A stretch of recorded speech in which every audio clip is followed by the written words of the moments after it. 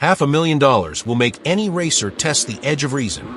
In the Super Motocross World Championship SMX, where the 250 class champion pockets $500,000, aggression isn't an accessory, it's a temptation. Round 2 at the Dome at America's Center became the case study. A first-lap tangle between two title contenders, a controversial ruling from race control, and a championship picture that swung decisively with one impact. It unfolded on the opening lap of 250 SMX Moto 2. Levi Kitchen, Monsterenergy Pro Circuit Kawasaki, ripped a strong launch. Hayden Deegan, Monsterenergy Yamaha Star Racing, fresh off a commanding Moto 1 win, was right there. Seconds later, they collided. Both hit the deck. Both saw their shot at the overall win vanish in the dust. Kitchen scrambled back to 12th and finished 10th overall after a spirited recovery. Deegan's damage was worse. The impact snapped his front brake lever, forcing him to wrestle a rutted, technical track with no front brake.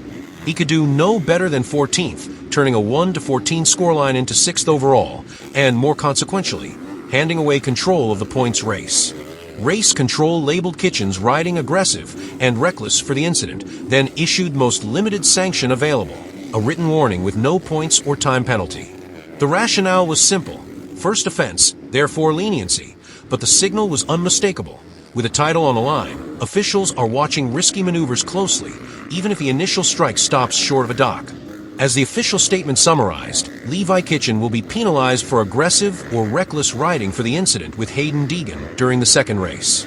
The first offense will be punished with a written warning. No further penalties will be imposed.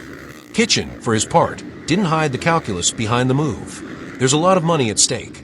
If I had stayed up and finished on the podium, I would have been back in the title fight with a great chance of winning some serious prize money in Las Vegas.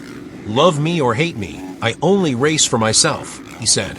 It was blunt but honest, and it captured the underlying truth of SMX. This series isn't only about plates and prestige.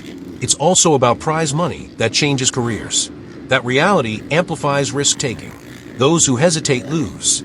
Those who push may win or crash. The crash didn't just shuffle a results sheet, it reframed the championship. Joe Shimoda, Honda HRC Progressive, did exactly what contenders must do on volatile nights. He stayed out of trouble, banked the big points, won the round, and now leads the standings.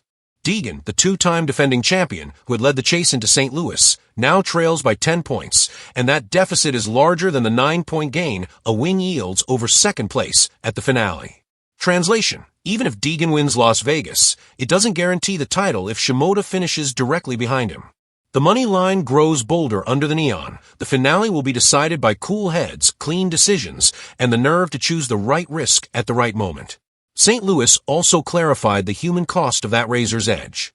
For Kitchen, the night was a reminder that boldness isn't always rewarded, at least not immediately, even though it's a baked-in part of the game.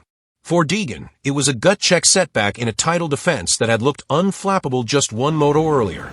And for fans, it was the perfect setup for a Las Vegas finish with everything in play. Speed, drama, and a $500,000 carrot dangling in front of riders who know exactly what one position can mean.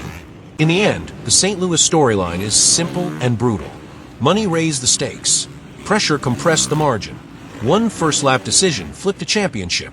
Now the series heads to Las Vegas, where the prize is big enough to tempt anyone to the limit, and the line between glory and regret will be measured in inches.